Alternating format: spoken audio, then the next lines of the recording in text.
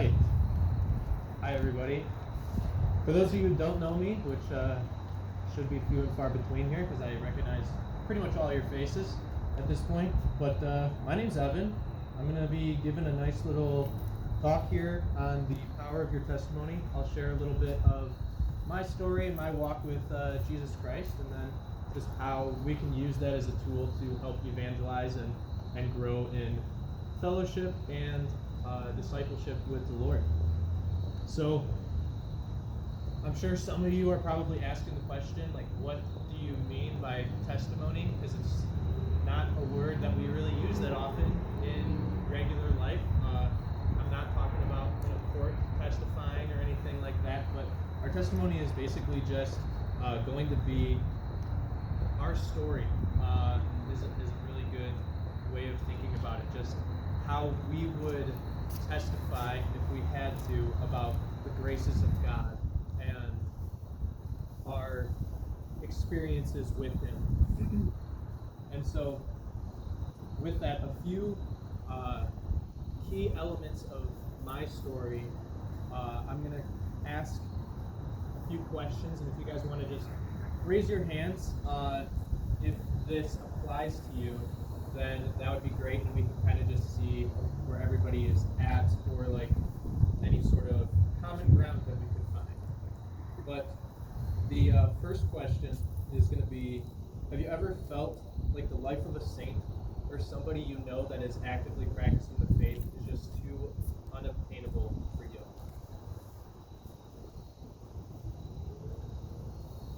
All right. Have you ever felt alone in your walk with Christ because it seems like somebody else is further along or knows more than you or just seems more holy or more virtuous than you?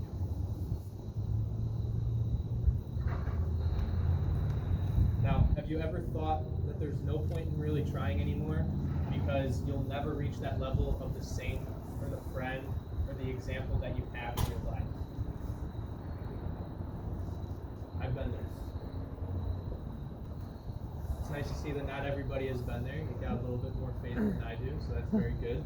But first off, I just wanted to start off by saying, with all of those questions, if you could answer yes to any of them, first and foremost, they are downright lies fed to you from the evil one, trying to create a wedge in between you and Jesus, because that's exactly what he wants. And so, whether you need to hear somebody else renounce those lies or you need to renounce them to yourselves, they are all utter lies. Now, we get a lot of examples in the Bible of people that are chosen and called by God to be great people, to be great, I don't want to say pawns, but basically to be used by the Lord to further His will, which is an amazing thing. So if we look at Moses, the man was called to lead tons of people, and he had a speech impediment. If he walked up and talked to a crowd, you would not want to follow that guy, or you'd struggle to hear what he has to say, but the Lord saw something in him and qualified him to be chosen. He also, I don't know if a lot of people know this because I just found this out not too long ago, but Moses had killed someone at this time. He was a murderer, and he was redeemed by the Lord. One of the biggest sins that we can think of in our society, and just morally, taking someone's life, one of the biggest names in Christianity had committed that sin, but yet is so big and so useful to the Lord's will. And next we have David, who was called to be a king. He was just a small shepherd boy with prepubescent boy's body and no actual physical characteristics about him that were subject to the times of what a king looked like. But yet, it was a descendant of David that became our Savior. And then we have the stories of all the apostles, whether it be Matthew as a tax collector, hated by people, and just seen as corrupt, or if we have Simon, later named Peter, who was just a poor fisherman and thought that his life would amount to nothing more than just catching fish until he died. And yet, he became our first pope. So, no matter where you are in your life or your walk with Christ, if you continue to pursue a relationship with Him, you have the ability to be a saint or to be chosen, because we're all called to be a saint. We're all called to live in eternity with the Lord, no matter our stains of sin or our brokenness that we may be acting out of. So now, I'm sure you guys are thinking, well, this was supposed to be a testimony talk. What does this have to do with a testimony? And the thing is, when we share our testimony, and when you hear these stories of the saints, and when you get a little bit more background, like on Moses or on the apostles, then you realize that they were broken, they were sinners, they were down in the dumps, and never thought, I guarantee that not a single one of them ever thought that they would be remembered 2,000 years later as being a saint and being great in pursuing the Lord and actively doing the Lord's will. So, to be vulnerable myself and give you guys a little insight into my life, I will speak to my testimony a little bit here. I grew up a quote-unquote cradle Catholic, as a lot of us have, or a lot of us know what that means. It just means I was born Catholic. I was practicing up until probably about 5th grade, I want to say. My family just stopped going to Sunday Mass. We stopped going to catechism as often, and just things fell through. Life got busy, as I hear in a lot of people's stories that's what happens. I went through, did my confirmation, just kind of moseyed my way through, never really thought anything of it, and then still tried to go to Mass occasionally on Sundays. Didn't really, have an influence of anybody who wanted to go with me, so I was alone in that, because nobody in my family was actively pursuing the Lord, and so I didn't know what an example of that would be like. And then I got to college, and I would have considered myself a quote-unquote good Catholic boy, or a good Christian, someone who was a practicing Catholic. And then I really understood what that meant, what the criteria to hit, and what the definition of a practicing Catholic was so far from what I was actually doing, but yet I was so concerned with everybody seeing me as such. And I realized that every time I had found myself talking about the Lord, it was out of vanity. I was talking about the Lord because I wanted to be seen as someone who believed, or I wanted to be seen as someone who was good. And that was just completely wrong. I was using God rather than allowing God to use me. So as I got to college, I never really partied in high school or anything, and then the world of freedom and influences just floods your life when you come to a college campus. And my freshman year, things were pretty tame. Sophomore year, I had gotten into just partying, drinking, nothing too crazy, but just not obeying the law. I wasn't 21 yet, and just not doing things in accordance with God's will and following the commandments. I wasn't going to Mass. I wasn't having any prayer time, and I thought that life was so great. I thought that things were going amazing for me. And finally, last year, some of you may know a man named Kip Curtis. He was a Focus missionary here. He came to one of my Ultimate Frisbee practices and started talking to me about the faith and what he was doing through Focus. And I remember the first time meeting him, I had not talked about God or even thought about God in months, maybe even a year. And he brought up the Lord, and I immediately got into I need to spew everything out that I know about the Lord so I can be seen as a good Catholic, so I can be seen as a believer. And it was all a lie. It was inauthentic, and it was for my own personal gain to be seen and liked by somebody else.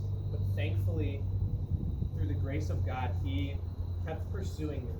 And whether he believed how good I was trying to be or not, he was still pursuing me and still being vulnerable with me and allowing me to tell my story and allowing me to talk about these things with him. And he finally asked me on a mission trip, and I remember thinking, well, I mean, this was a very bad thought to have, because with focused mission trips, you fundraise your trip, and so other people are paying for it. And I thought, well, this is a free spring break trip. Now I don't have to pay for anything, and I mean, yeah, it'll be kind of cool. It'll be nice to kind of get back in my faith, whatever. I'm sure like it'll be fun, and I'll meet new people. I love meeting new people. I'm an outgoing guy, and what I thought it was going to be and what it actually was were totally different things. I thought I was going to go have a pretty good time for a week, mess around on the playground with some kids at this Catholic school on an Indian reservation in New Mexico, and I experienced the Lord more times in that week than in my 21 years of living prior. Through the people I was with, through the children I was helping, through the adoration and the Mass every day, I just realized that I wanted to be authentic. I wanted to love the Lord, and I wanted the love that I was showing to everybody that I had. I wanted it to be real, but for some reason it just wasn't, and I couldn't get over the fact that I wanted people to see me as something that I wasn't. And I just kept praying and asking for God to give me the authentic desire to love him the way that I was making it seem that I loved him. And he gave me that. I came back from mission. I stopped doing all of the sinful behavior. I joined SMT. I attend daily Mass. I've gone to Mass more times in the past 7 months than my entire life. And that's crazy for me to think. To think of where I was, the life that I was living, not to say that it was bad, not to say that I was going around just, doing all of the terrible things that you could possibly imagine. I was still a good guy, but it wasn't at all where I was now. And it was so fake and phony, and I knew very little about the faith, but yet I tried to make it seem like I knew more. And now I'm learning so much more, and I'm able to be vulnerable and say, I really don't know what that means. I don't know what this dogma of the church is. Whereas before, I would pretend that I knew when someone asked, because I needed to be seen as the smart Catholic. So, praise God for his saving of me and for the saving of all of the other Christians out there. But to go from there, our testimony needs to be shared. This story of mine and the story of yours, whether it's similar, whether you grew up and you've been praying for hours on end a day since you were 2 years old, you need to share that story with someone, because we never talk about those questions that I asked you in the beginning. We never go up to someone and ask, hey, do you feel really alone right now? Because I am. Hey, do you compare yourself to all of these people around us that just seem like they know more than us? And it makes you so discouraged?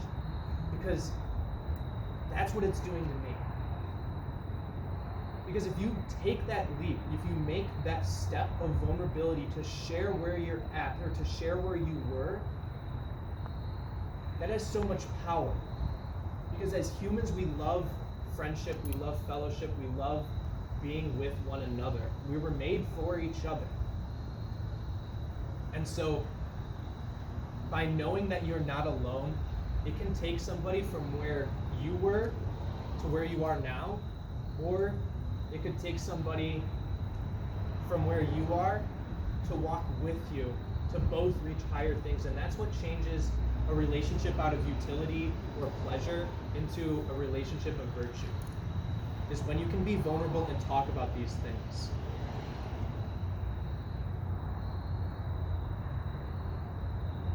So, we're all called to be like Christ. And Christ never did it alone. Yeah, he prayed alone and he had time to himself.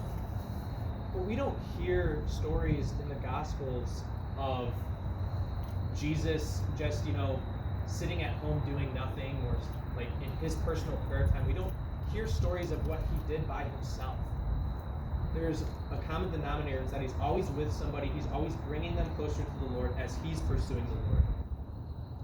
And we're called to be like Christ, and so we are called to do that as well, to walk with other people. And your testimony can help to create that bond. It could be the first step, or it could just be a continual step of, hey, I've been where you're at, and I made it to here, so imagine where you can go from there. Like, this isn't the end of the road for you. Imagine if all the apostles, imagine if all the saints thought, okay, yeah, I was, a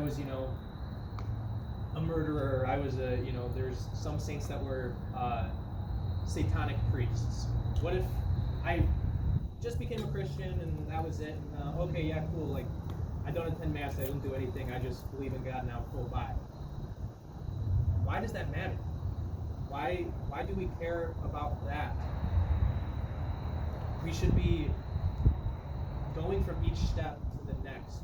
And it's very easy to get discouraged. We live in a comparative society, and it happens. I get it, I'm there, I've been there, I'm there now. But we're all there, and we can all move forward together as one. So, if we have time, yeah, it looks like we do. I wanted to break into small groups here and ask a few questions in those groups. So your group leaders will already have these questions and know to ask them, but just to think about them for a second. There's 4 of them, and the first one is, how would you describe your relationship with God right now? If you had to put words to your relationship with Christ, what would those words be? How has it changed recently? I told you how mine has changed in the past 7 months. How has yours changed in the past 6 months, month, year, however long? Where has it shifted? Has it gotten worse? Has it gotten better? Because it's a roller coaster. There's ups and downs throughout the entire journey. And where would you like it to be? Where do you want it to go from here? What's the goal? Obviously, all of our goals are to get to heaven, to spend eternity with Christ, and to become saints. But what's a short-term goal? Where do you want to be at the end of the semester? Where do you want to be at the end of the school year? Where do you want to be 5 years down the road? And then what's holding you back from getting there? What obstacles are in your way? What lies are being fed to you that are stopping you from reaching there? And lastly, I just wanted you guys to know that you're not alone in whatever state you're at. If there's one thing that you take away from this long-winded talk, know that wherever you are, A, you're supposed to be there, and B, somebody else is there or has been there and has made it through, so you can too. And so with these questions, we'll break up into small group, and I do have a challenge for you guys for this next week. I just want you guys to go out and share your faith with someone that you may normally not talk to, or maybe faith isn't the topic of conversation when you guys do talk. That doesn't necessarily mean going out and being super vulnerable and telling them every dirty secret you have, because there's a difference between being vulnerable and trusting people with that information. But go out and find someone, or just pray that God gives you the opportunity to be able to share your faith with someone and take that leap. It can be scary. Whether it's going through the drive-thru and just letting them know that you believe in God by saying God bless when they give you your food, or if it's stopping in the Bernhard Center, stopping on your way to class and creating a conversation with a brand new person, and when they ask you about yourself, mentioning that you're Christian, mentioning that you're Catholic, mentioning that you love Jesus Christ. We fail to do that all the time. I'm no example to that, but it's something that I try to do and I try to be better at. And that's my challenge to you guys, is to share your faith and see where it goes. Because if somebody judges you for that, that's okay. The Lord says that we will be ridiculed and we will be judged. But the only judgment that matters is that of the Lord. So I will break it off to Jeremy to break us up into small groups, and then